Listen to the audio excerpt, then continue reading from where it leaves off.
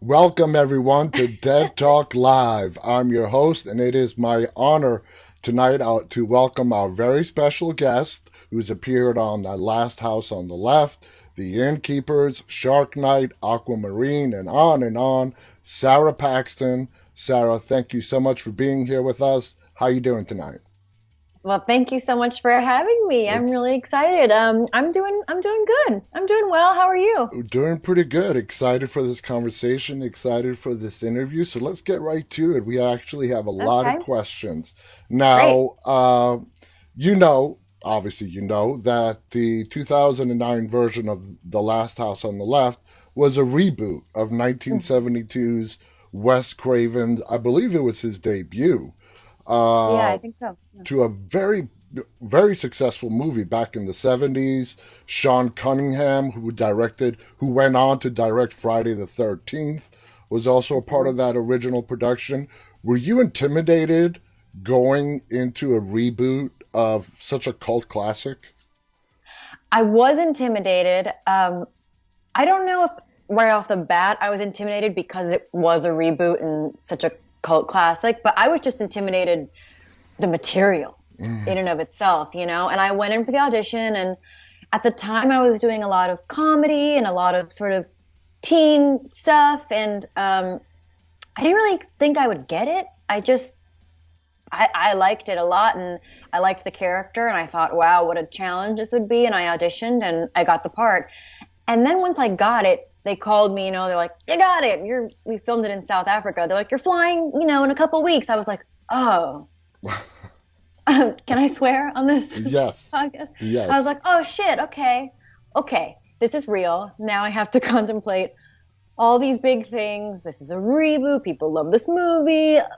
The subject matter is so heavy. So I was pretty terrified going into it. Why South Africa?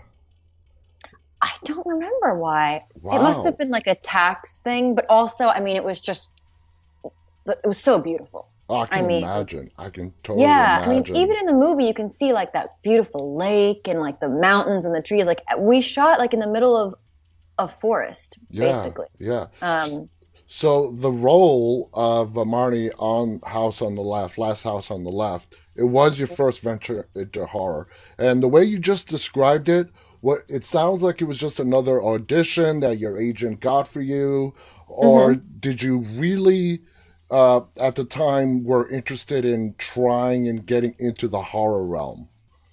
That's a good question. I don't know if I remember.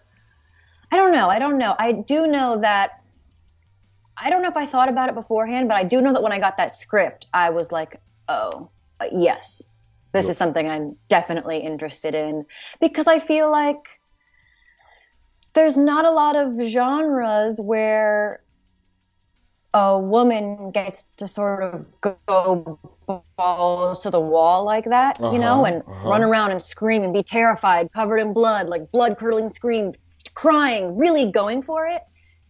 I love also doing comedy, and I love when I did Aquamarine and all those other movies that I did beforehand. Loved them. Have had so much fun. I still love doing that kind of thing also, but um, sometimes I get a lot of auditions for like the side girlfriend Mm too, hmm. Mm hmm. and so here was this character where I got to work with these amazing actors. Oh yeah. I mean, that was amazing. Go to South Africa and really like go for it and do something I hadn't done before. So I was definitely attracted to doing horror. We're going to talk about your co-stars in a little bit. Okay. Now, when you got that role, had you already seen the original, or did you watch it after you got the role? I had not seen it. I I didn't want it to um Yeah, you're not. I didn't want it to like affect how I was doing anything or give me any sort of preconceived idea or make me nervous, like I sometimes. totally understand. Yeah, because it was just an audition, and I was like, okay, I have all the material here. I know what I'm supposed to do. But when we got to South Africa, the director Dennis Iliadis had us all sit and watch the original all together because we all kind of had the same idea. We were all like a little too nervous to watch it. So we all kind of watched it as a group, and that was really, well, I would say it was really nice. I mean, it was, but it was also like, really dramatic. It was. Yeah. And as far as reboots go, in a lot of circles, your version is considered the better one. Thank How you. does that make you feel? It makes me feel great. I love hearing that. I know that it's such a polarizing movie. I mean, when it came out, I still hear all kinds of things. People either really love it and appreciate it for what it is, or they're like, "Oh, I couldn't watch it. I hated it. I Hmm. had to leave the theater." And I understand. I don't like fault people for having that kind of reaction. It's a really intense movie, but I think it's just so beautifully shot, and I think that the actors give great performances, and I think it does for a reboot. It does it justice. So that makes me feel really good hearing that you think that too. Yeah, yeah. Now, let's your co-stars, Garrett Yeah. Dillahunt, who's Mhm. now a star on Fear the Walking Dead, and of course Mhm. Aaron Paul. Okay, my first question is in regards to Aaron Paul. I compared the timelines of House on the Left and when Breaking Bad started, which of Mhm. course catapulted Aaron Paul. Mhm. Um, do you know if he shot that movie before he started filming Breaking Bad? He had shot the pilot. I remember we were on set, and I mean, I don't exactly remember how the conversation went, but I remember him talking about that his show got picked up. He had done the pilot, and he was going to start shooting it. So I could be wrong, but I remember having that conversation. So I Wow, think he was yeah. about to go off and like start that journey, Little which did is he know amazing. that would be a life changer for him. Oh my God. And for me, and for so many, like one of the best television shows of all time. Oh yeah, So, I oh mean, yeah, it is, oh yeah. yeah. Love it, And he's love so it. good. And I mean, what's he like in as working with him with Aaron Paul? Is he a He's, prankster? Is he serious? What's he like on the um, set? he's kind of both. I mean, it's been a while, but whenever we needed to be serious, we were all very like in the zone and ready and professional and totally in the moment. And then we'd go out and like have fun, and we'd be like drinking wine and dancing and um yeah, so he's he's kind of both. He's like serious when he needs to be, and he was really fun and jokey when we didn't need to be He's, running through the forest covered in blood or he whatever. sounds like one of the perfect colleagues. Now, Garrett Dillahunt, we have had guests with him that currently work with him on Fear the Walking Dead on Mhm. this show. And a lot of people describe Garrett as a big jokester, prankster when the camera's not rolling. Was he like that back in 2008, 2009 as well? It's funny because I've actually worked with Garrett with Garrett quite a few times. We shot a pilot together 3 years before Last House on the Left, Uh huh. Wow. and I recently filmed something with him again. We didn't have any scenes together, but so when we went into this, it was like, oh hey, it's you, I know you, and I don't remember him being super. I remember him being. He's very funny. He's like Mm-hmm. really under the radar funny. You know that person that you're friends with who is kind of quiet and then all of a sudden says something and you're like, "What'd you just say?" And it's like the funniest thing that anybody said all night at the dinner table. Yeah. Like Yeah. I remember him being like that guy. Um, but I mostly remember him being so kind and caring, and we had to like do some really intense physical stuff together in this movie, and he was just like, I mean, he's so tall and like hulking and so buff in this movie, and he was just like the most gentle, kind person. Went around to everybody, making sure everybody was okay, and that's what I remember most is just how nice he is. But I don't remember like pranks specifically, but I'm sure there were many. How long did the actual filming take in South Africa? We were there for close to 4 months, I think. Wow. Wow. Yeah, And you so loved it. we You loved it. You loved it there, huh? oh I loved it. I mean, we really became like a little family. I know that I feel like I say that a lot for, I'm lucky enough to have a lot of projects where I felt that way with Hmm. people, but I feel like especially with Last House on the Left, with the subject matter being so intense and every day just having to do such intense things, we really like trusted each other completely. And I don't know if I could have gone to like the dark places that my character had to go to without knowing that those guys had my back the entire time in the scene. And yeah, we just really hung out every night. You know, I was the youngest. I was 19 and I turned 20 and we were in South Africa, but I think you can like legally go to bars there at that age. Oh yeah, yeah. I mean, yeah. And so we would go out and you know, explore the town and yeah, I can't say enough good things about that experience Well, and my castmates. that's perfect because that leads me directly into my next question. You were young and you had to film a movie that took you to some pretty dark places. At the Yeah. age of 19, 20, how did you deal with that after a day's work? Uh, how did you cope with it? You said a little bit that you went out with them, you hung out with them. Were Yeah. there any other coping strategies to not let it personally affect you? I think we would all just kind of decompress together is what I remember. I mean, you know, I I'm not the kind of person where it stays with me, you know. I know that a lot Hmm. of actors are, they like it stays with them and they get really worked up about it and I get that. But I just remember on the really tough days we were staying in like these kind of we stayed in multiple places, but while we were doing the forest stuff, which is like the most a lot of the really intense stuff, the rape scene happens and that Hmm. stuff. We were staying in like these cottages, like these like log cabins on this property in the middle of the woods, and we each had our own little cabin. It was very like Snow White and the Seven Dwarfs, like idyllic, beautiful thing. And at the end of a long day, we'd be sweating, you know, covered in blood. We'd take a shower, we'd get clean, and we'd all like meet on the porch in front and just like have a glass of wine and like take a deep breath and just like be like, wow, that was a day. Like, how is everybody? And kind of talk about it. And that helped a lot. Talking about it seems like the best way, and you guys being there for each other, I think that's awesome. Yeah. I think that's just awesome. Your character showed a very calm, level-headedness mentality in the movie. How relatable was the character Marnie to yourself? Uh, Mm. in many ways, that was there any part of Sarah that you put into that character?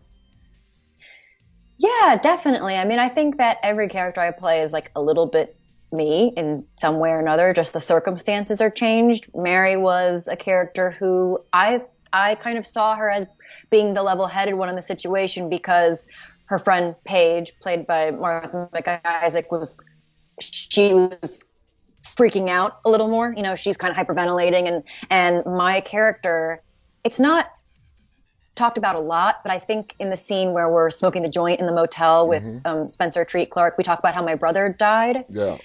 And so in my mind, my character, that death made her have to grow up a little bit faster than her age. And so she might be the kind of person who could, even though she was terrified, like get into like handling it mode. You know what I mean? Like just staying calm, staying alert.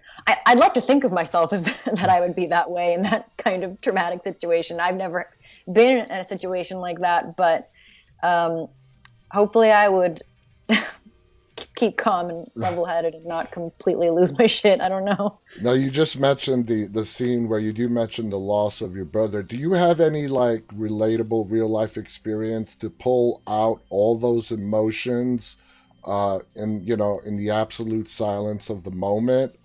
Is there anywhere in your mind that you go to as an actor to like pull out those emotions when they're needed for a particular scene? Yeah, I don't have a real life experience like that. I mean, knock on wood. Yes, yes. Yeah, I don't have a real life experience like that. I haven't gone through I've gone through a loss, but I've lost like a grandparent, which was very, very sad, Yeah, and I felt that very deeply, but I think it's another thing to suddenly lose a sibling who's close to your age. I don't even have a sibling. I'm an only child. yeah, So, um I think it's more about, for me, in those kinds of situations, like really building up like the imagination, like really building the fake, it sounds weird to say, but like building that fake relationship in my mind very, so strongly that the feelings of loss can be yeah. The reason I real. asked that question is because we see great actors like yourself and others Thank you. pull out emotions in a movie or a TV show, something that they've never experienced in real life.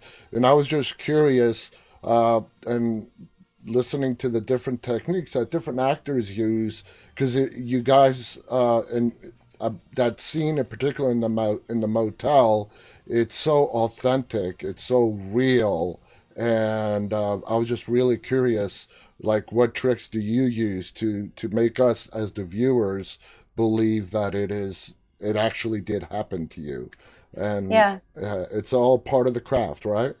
Yeah, I'm so curious about that kind of thing too. As an actor, I love hearing about what are people's secrets, what do they do, what techniques do they use. I'm interested in about that kind of stuff too. Last question about the rest of the cast in that movie. Were you a little also intimidated, being sort of the youngest one in the group with all these other experienced actors? Oh my gosh, absolutely. I was so nervous, and I'm an only child, and I was 19, and I asked my dad to come with me. I mean, I just had never been that far away for that long alone, and I was like, please come with me, get me set up. Like, I don't know if you'll need to stay, but I just need someone there. And then my dad comes with me there, and what if we're not going to be friends? Like, what if nobody likes me? I don't know. And then we all immediately bonded, and I was like, Dad, go. Like, you can leave. I'm fine. Okay, get out of here. I'm fine. So yeah, I was really, really nervous, but nobody ever made me feel like I was like a dum dum or like immature or anything. I mean, I probably was at 19, but No, nobody ever made no. me feel that way. You So you've been acting from a very young age. What yeah. made you? Was it parental influence? Was it all you that wanted to do this? Try it out. How did you get into this? Okay. Well, I started when I was 6, and a lot of it is luck, and uh, circumstances that are beyond my control. Like being an only child, I'm from LA. I grew up in the San Fernando Valley in Los Angeles, so that's another Wow, thing. that's so rare to actually have an like native I Los know, Angeles, and most people move to LA. I know, But I go know. on. So that helps a lot. But basically, being an only child, like my whole childhood, I have cousins who I'm very close with, but the day in and day out of my life, like it was just me. And both my parents work. My mom's a dentist. My dad runs her practice. So it'd just be me, like alone for all day. And Hmm. so I just watched movie after movie after movie. I watched so many movies, so many television shows. I mean, I'd watch a movie and then stick it in the VHS cassette rewind machine. They had like a separate machine you could buy. It's a Hmm. fast Yeah. rewind I'd like pop them in there, rewind them, watch it again. And so I just loved, I just loved it. To me, it was like magic. I How, was like, oh how, my God, this is magic. how did your parents react when you told them, "Hey, I mean, how did you approach them, and how did they help Well, you to like?" At 6, obviously, you can't do it by yourself. yeah. How did they help you get to get your first role? Well, we had to negotiate, because I have cousins. We're all like 1 year apart, and we're close. And my aunt owns a children's clothing store in LA here. And so when we were little kids, instead of hiring like kid models, she just had the three of us like model the clothes. And so it would just be us like standing in front of a fountain with our hands on our hips, like, and then taking a picture. And this photographer was like, "Oh, you girls are really cute. Like, here's a card for acting classes." And my older cousin, Jessica, started doing it. And I got pissed. I was so pissed because I was like, wait a minute. I was like, this is real? Like, she can go do it and I can't. So I went to go take these acting classes, and that was fun. You know, I was really little, so my memory is kind of foggy, but I remember liking it. And then I remember I saw that they were doing a commercial audition for Coca-Cola.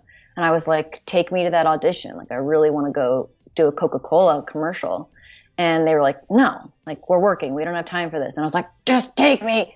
I was like, I bargained with them. I was like, if you take me to this audition and I don't get it, I won't ask you ever again. But if I go and I get it, like, let's just see what happens. I'm like, fine. So then I went and I got the job. Good for you. Yeah. Good for you. I want to ask you, and if you don't want to answer this is fine. If it's a sensitive topic, you mentioned your cousins. One of your cousins was Bill Paxton. No, well, no, actually, You're we are, not distant cousins? we're very, very distantly related. Like, I've never met him. Oh, really? Okay. Yeah, Okay. I've never met. We're like ninth cousins twice Seventh. removed. You're seventh. Seven. You looked it up. You saw it. Yeah. Yes. Yes. Yeah. I didn't even know I was related to him. I mean, first of all, rest in peace. I Huge know. fan. He was so great. It Devastating. was a Like, kick in the gut when I heard the news. same for Okay. me. Like, I Yeah. am such a fan. Always have been. That one really. I felt that one. My aunt is a genealogist, and she made this giant book of our family, and that's when I learned that we were related. But when I was a little kid, I used to lie and say he was my dad. Oh, wow. Well, that's great. That's good information to have. A lot of people don't know that. Now let's Yeah. move over to one of my favorite movies of yours, if not my absolute favorite of yours, The Innkeepers. We talked about this a little bit before we went on the air. Yeah. I'm a big fan of the paranormal horror subgenre. Okay, how do you hmm feel about paranormal, horror movies? Does it freak you out? Uh, It freaks me out a lot, but I love. It's my favorite genre of right horror, I on. think. Me Yeah, like too. that's part of the reason why I wanted to do the movie so bad. And thank you for being a fan. I'm so happy to hear that, because again, that's a polarizing movie too. Like, some people really don't get it or they don't like it, and I Hmm. don't understand, because I love that I movie. love it. And so I was like, wow, this is awesome. I get to kind of be like a Ghostbuster, like, Yeah. with the equipment, the headphones, and the microphone. And I just thought it was so cool. And I love Ty, big fan. And yeah, so to answer your question, I am a big fan. I mean, the first horror movie that I ever saw, ever, was Poltergeist. Ah. And I was a very small child because my parents had no rules about whatever movies I watched. I was watching rated R movies when I was like, 5. Same here. So as a 5-year-old watching Poltergeist, this like little tiny blonde girl flies into the closet. I was Yeah. like, holy shit, It's this could scary. be this could be me. um. Anyway, so my love for that genre Does goes it, back for far. me, I can personally say I love the paranormal movies because I'm not a skeptic. I actually believe it and I know to respect it, and that's what makes it scary for me. In fact, I can say that it's the only horror subgenre that still actually scares me to watch. I'm right there with you. I Yeah. 100% agree. If I'm watching a movie where something could actually happen to me, Hmm. I'm not that afraid. But paranormal, oh, I get freaked out. I get so scared. I mean, I just rewatched. I guess this isn't really paranormal, but it's still. It's Exorcist. I Yes, rewatched that. yes, Yeah, yes. I Any re. kind of demonic possession, yeah, that's paranormal. Yeah, Yes. Okay. yeah. Yes. I rewatched The Exorcist. I vowed to never watch it again because I was 8 when I watched it the first time. And I was so freaked out. I'm Jewish. My family is Jewish. And I got a rosary and I stood with it by my bed every night for years because I was terrified. And finally this year I was like, you know what? We're going back in. We're doing it. And I was very, very afraid again for several nights. I'll tell sleep. you what, I don't know if you've heard this story. When the movie came out, it's very well known that it affected a lot of people. A lot of, churches after the movie premiered, they were standing room only. Whether you were Catholic or not, Christian or not, whatever. Churches, synagogues, everywhere. They just were standing room only. Linda Blair, who was the star of Wow. the movie, had such a physical reaction when she saw the finished product. She had to go to the doctor. It affected her, Oh, and she was the gosh. star of the movie, so I can only imagine. Now, how spooked were you while you were living in the Yankee Peddler Inn during the shooting of The Innkeepers? I'm kind of embarrassed to say that I was very afraid when when I got the part. Um, I remember Ty called me and he was like, "Hey, like, so just letting you know, like, we're filming the Yankee Peddler. Very haunted, super haunted. You're gonna love it. We stayed there before for House of the Devil. It is like ghosts everywhere." And I was like, "Uh-huh, okay." And then I called my agent and I was like, "I don't want to stay in that hotel. Can I stay somewhere else, like a Comfort Inn, something not haunted, a Marriott? I don't know." And it was so embarrassing. And then Ty had to call me and be like, "You need to relax." And I was like, "Okay." And then I went, and I mean, it was very spooky. It was very weird. The whole crew, he works with the same crew, and they had just been there for House of the Devil, so everybody knew, and they Uh-huh. were familiar with the place. And I was like, I was the new one, and it is just creepy. It is creepy. It is old as hell. Like everything is weird. It's like you walk into this. You've seen the movies, you Oh, get yeah, it. But it's like a time warp, it and is. weird things would happen. Like my TV would turn on and off at like 3 a.m. So you actually And had some experiences. everybody had something happen. Wow. Wow. Yeah. Oh, God. Well, maybe that's why it's such a great movie because you're not completely 100% acting. A lot of that fear is genuine. Oh, it Uh, was genuine. so Yes. walk me through that clip that we saw in the beginning before we Mhm. started, where you're getting out, waking up in the middle of the night. You have Yeah. sleep in your eye, you're rubbing the sleep out of your eye. You look to your right, and you see a sheet with somebody obviously underneath it. The sheet falls down, and you see a ghost bride, scary as hell. How was that sequence shot, and what was your reaction while you were shooting it? Well, all my reactions were very real because I feel so bad. I feel bad. I cannot remember the actress's name for the life of me, but she was so sweet and so lovely. But Ty knew that I was afraid of her, so he wouldn't let me see her without her full makeup on, and he Uh, wouldn't let me see her like getting into position. Like we just start rolling and she'd be there. So it felt really, really, really real and uh-huh. terrifying. So for that shot, I was so scared. I was like, "Don't make me do this." And so we got into bed together. I mean, like, they call action, and I'm laying in bed next to her, and I just have to get up and act like I'm not. I'm already afraid. Like Yeah, the acting portion is me rubbing my eyes, acting sleepy and yeah. normal. The fear is real.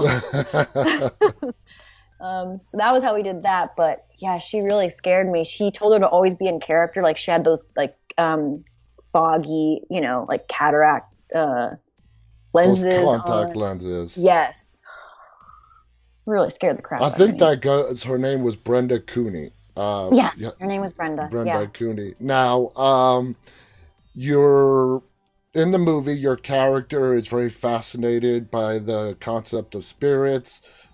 You're not a skeptic at all, like you are in real life. So, did you have any fun walking around with that ghost capturing equipment?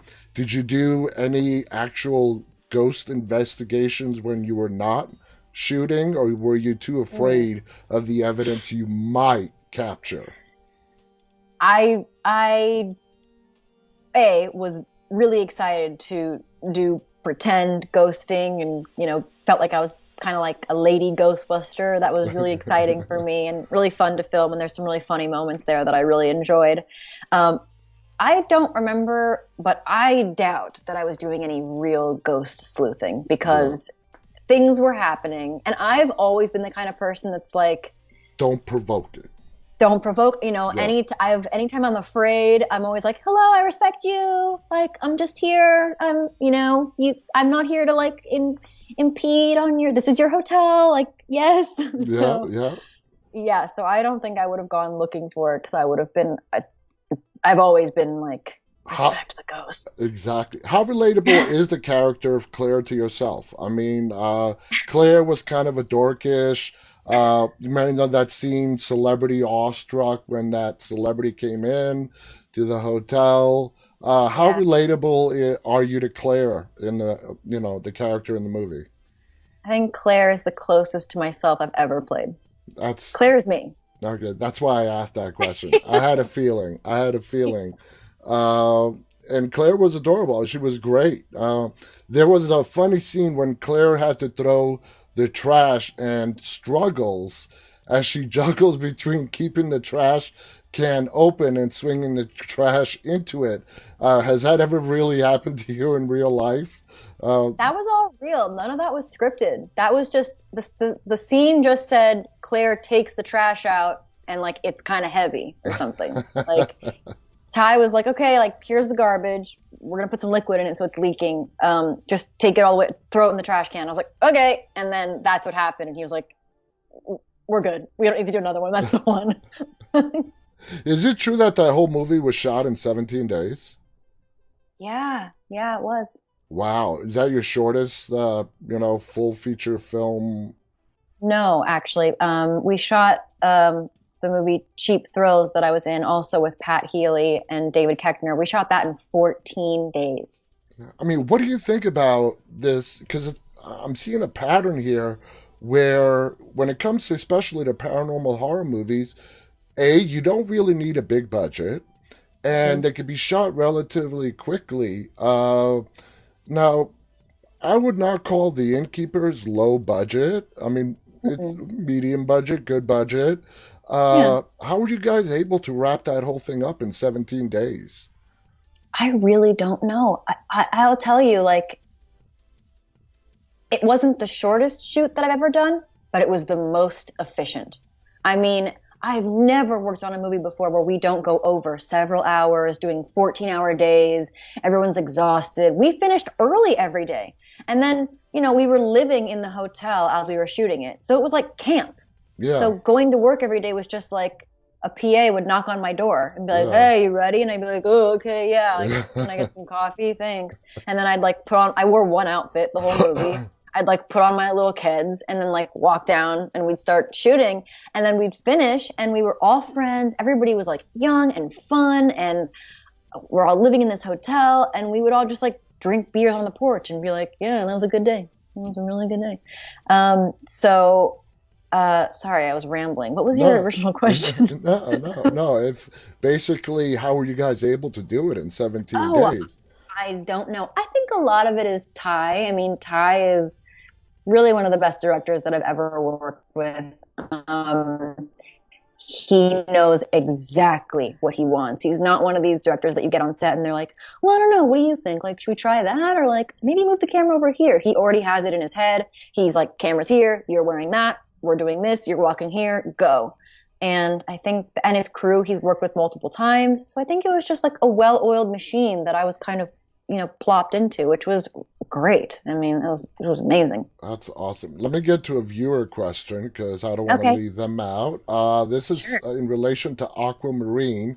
Gabby Zamodio on Instagram wants to know, is there a possibility of an Aquamarine sequel or reboot?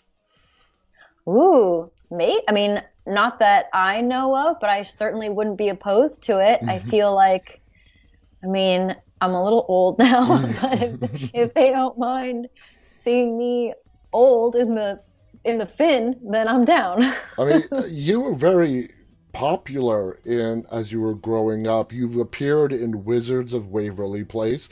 The reason why I know of Wizards of Waverly Place is because I have three kids, and Oh, they're teens now, but they grew up, and you appeared in a lot of those kind of stuff and became very popular uh, yeah. with them, and that carried over in as you got older and got into more serious films. Did you get any kind of negative pushback when you stopped doing the cutesy kids films and went and did Last House on the Left? And you're like, whoa, Sarah. Did anybody say, whoa, Sarah, what are you doing here? No, not that I remember. I don't think so. I think I'm really lucky that I haven't had any sort of. I mean, I'm not like a celebrity or anything, so it makes sense that I didn't have any sort of like complaints or pushback about it. I mean, people say to me, like, I don't like that movie, and I'm like, okay, cool. People, Sarah, you are a celebrity. Have you looked at your IMDb resume? If you're not yeah. a celebrity, then I don't know who is. Oh, well, thank you. Well, I've been really fortunate that if I have my fans have been super kind and have gone with the flow with me wherever I've gone. So, Well, I think and go there are on. different types of fans too. The Yeah. horror community is different. Well, I think it's awesome because you hear a lot of stories of young child actors who do shows like Wizards of Waverly Place, and then once they become adults, well, they can't get any work because they have been pigeonholed. They've been put in that box that they Yeah, can never escape from once they become older. So whatever you did, it worked, and you got some awesome roles as your thank career you. progressed. Going back to the innkeepers, you, you were so great in it. A lot of your communication with like Luke was done Hmm. through like facial expressions. Like when you first made contact with Madeline in the basement, and you came up, and just by the facial expression that you gave Luke, it terrified him. Yeah. How do you do that? How do you how do what's your method of portraying uh, emotions and feelings without using words? I think a lot of that has to do with the fact that Pat and I formed real chemistry. I mean, I feel like that's a theme for me. I've been lucky enough that that's a theme for me in my career is that I like to form real chemistry with people I'm working against because you're jumping steps ahead, to have to Yeah. fake that and build that, is really hard. And it can be done, but Pat and I became really close and so close that we did another movie together. I mean, I love Pat. Hmm. First of all, I think Pat's an amazing actor. I mean, in everything that he does, I think he's brilliant. And we became really close friends. It kind of felt like, when you're close with your friends, you kind of don't need words. They Yeah. know you, they get you. A little like look can say like, let's get out of here, or like I don't mean whatever. And we kind of ended up having that. So I just got lucky, really, that he was a really cool guy. Did you first meet when you both got on the set? Is that the first time you ever met him? Yeah, that was the first time we ever met. Well, that's great that you guys bonded so quickly. Uh, Premise and all that paranormal spooky stuff comes out when nobody's around, of course, right? In paranormal movies, stuff always happens when you're alone. What was it like for you to Yeah. shoot those scenes by yourself with no one there to play off of? Uh, I Hmm. mean, like the bed scene and all that other stuff that happened while it was just you alone. It was not you and Luke, the character of Luke. Yeah. Well, probably I was very afraid. Mm, Um, I mean, I'm trying to think of the scenes that happen when I'm alone. I mean, yeah, sitting up in bed with Madeline in the bed with me, that was very scary. There's another scene I find her hanging in the hotel room. mm-hmm. Again, the way that Ty worked that whole thing was so that we didn't rehearse. Like, so my reaction, I didn't know that she was going to be hanging like that. Like everything was real. Me experiencing it and seeing it like for the first time. And then I think there's another scene where I'm alone and I find the old man in the bed in the tub filled with blood. Like I hadn't seen him. Oh, that was so scary. Oh my gosh. I mean, it was just really scary. I mean, Yeah. I'm alone in that basement. I'm in this real old basement. It's so they didn't need normally when you do a thing like this in a basement and it's scary, the set deck comes around, they add fake cobwebs and like fake dust and you kind of know it's fake. This was real. This was real cobwebs, real dust, this real basement, and this real man, like naked, covered in blood, like staring at me, like reaching his hand. It was really scary. Well, So it totally sounds like Ty, and I mean, he knows exactly how to bring out the best in you. And I I think think he that's does. very important, not just between you two, but between any director and actor. How did you feel that, well, basically your character dies in the movie? When you read that, did you like that ending? Watching it on screen, did you like, oh yeah, this was perfect, this is the right way to end this, or would you have preferred it differently? No, I like it the way it is. I like the movie because it adds to the mystery of like, was it real or did she just go crazy? Did she like Hmm. have like a heart attack because she was so freaked out about what happened? Um, so I think it was perfect. Now, did you have to? Your hair was short back then. Did you have to cut it for the movie, or was it short anyways? No, I had actually cut my hair off. And I had a lunch meeting with Ty because actually I think he wanted Brie Larson to play the role. Oh. Yeah, and she couldn't do it. I think it was a schedule thing. Hmm. And so he had lunch meetings with actresses and I was one of them and I, really wanted to meet with him and my hair was short and I was growing it out because I had it like very short. And I remember I was running late to the meeting. I was mortified that I was running late, but like my dog had an emergency and so I had to like take the dog with me to the meeting and it was like I was driving like a madwoman to this lunch spot and the dog threw up all over me and I'm wearing like this old like ratty sweater from like a flea market because I couldn't change in time with the dog and I run into the restaurant I'm like I'm so sorry my dog barfed all over me and like I barf all over me and I think he thought it was funny. I think he liked it. So I think he was like, who is this weirdo with dog barf and like weird hair? Like she's like a Muppet. And so I guess that got me the job. It worked out in the end. All right, Yeah. let's talk about Shark Night. Okay, Okay. now going into a different thing now. By the way, I hear you're a really good swimmer in real life. Is that accurate? I think I am a pretty good swimmer. I mean, I keep getting hired for swimming jobs, I know, I know. So, So the Shark Night, actually officially titled Shark Night 3D. What was the hardest part about filming and acting in the shark attack scenes, especially mhm. the climactic scene where you're in the cage underwater drowning? How did they? I've always wondered when they're doing like marine type scenes, cages underwater. How is that actually shot? Is it in a pool?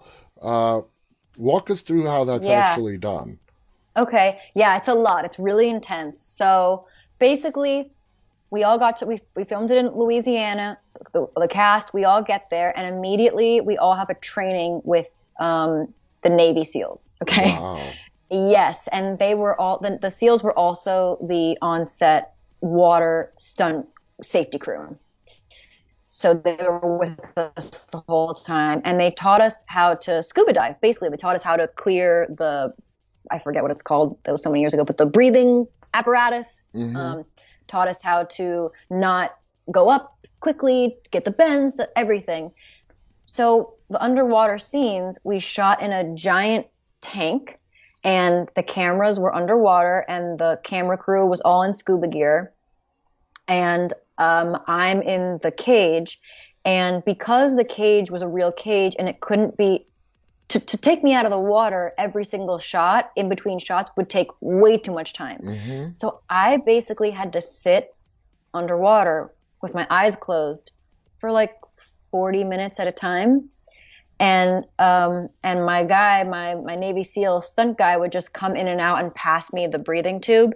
And they communicated with underwater whiteboards. They'd write messages. They'd be like, Sarah, a little to the left. And then I kind of like float to the left a little bit. And they'd go, inhale, 3, 2, 1, action. And then I'd do a little bit of action. And then I'd give a hand signal that I was running out of air, and they'd swoop in with the breathing tube. So, I mean, it was really hard. It was very easy to get claustrophobic and panic. Like you Yeah. really have to go into this meditative state, because if you panic, you die, you drown. Is this Um, is this your first movie experience where you had to deal with some really heavy CGI, being the shark and so on? well, the shark was real. The shark was not CGI. It Are you was kidding me? No, it was a Not mechanical okay. shark. Oh, I thought you said I mean, no, no, no. Oh my gosh, no. Yeah, it was a real great white. We flew. I mean, that would have been That would have been insane. freaky. That would have been real, real fear. But it was really scary because it was this anatomically correct, gigantic animatronic great white with real shark's teeth in it Wow. that was thrashing like crazy. So it's like this close to me. They were like, don't move. And I was like, I'm floating, which I can't really control. And they were like, if you move, if it could really like rip your jugular out, Wow. you know? So I had to be close, but like, and I can't see, I'm like blind because I'm not Uh-huh. wearing goggles. And actually, one day I was underwater for so long with my eyes closed, I went temporarily blind. Wow. Yeah, and Wow. I couldn't see anything. And they were like, go home, sleep it off, your eyes regenerate, and you'll be fine in the morning. And I was, but that was pretty scary. Oh, wow. I thought it was all CGI. That's a revelation to me. Yeah. Now, is there, I mean, just sticking with that for a second, wouldn't it, I mean, why mechanic? Wouldn't it have been cheaper to use CGI? Do you have any idea as to why they went with the mechanical one? Is it to get a more authentic reaction from the actors?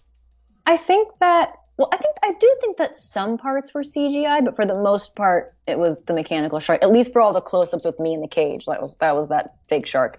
I think it was because it looks more real. I don't know, to be honest with you, but I would imagine it's because CGI is cool, and I like it, but it's It's not, CGI. yeah, it's not, yeah. I mean, we have all seen some pretty bad CGI work out there, Yeah, and we've all seen some great CGI work out there. totally. So it totally makes sense. Now, you're one of the last two remaining survivors. What is your take on the ending being sort of left open the way it was with Sarah and Nick on the dock, but then the shoot focuses on a spot of the water where a shark jumps out. You guys are not in that frame. How do you consider the movie ending? You know, should have there been any survivors? How do you feel about the ending of Shark Night? Hmm. I mean, I didn't really think about the. I mean, I like that I survived, I guess, but I guess to Last me, girl standing. yeah, I guess to me, it makes it seem like there could have been a sequel. Like two survivors. We see the shark at the end, like it's not over, kind of Yeah. thing. Um, so I was cool with that. I mean, I would have been excited to go do another one. What has been your experience with seeing diversity develop throughout the entire industry, especially over the last 10 years, especially in contrast to the cast that was in Shark Night, where the only Black and Latina characters are the first victims? Yeah, that's so true. I didn't Yeah, even, what's interesting is I didn't even really think about it at the time, which it says a lot about how much me and how much has changed in such a short amount of time? how much has changed in such a short amount of time. I think it's great. Yeah, I mean, it's only a good thing, yeah. Yeah, I you know? totally agree. Yeah. You know, my producer just sent me a question. Sorry for the distraction. He wants to know what final girl role would you have loved to play in all the movies that you have seen from when you were a little girl, horror hmm movies. You said your first horror movie was Poltergeist. What hmm last girl standing or last character standing would you have loved to be in? Oh my gosh, that's a hard question because so many things pop into my mind. Okay, I I'm correct me if I'm wrong, but I don't think there's a final girl, but it would have been awesome if there was, and I was she in Texas Chainsaw Massacre.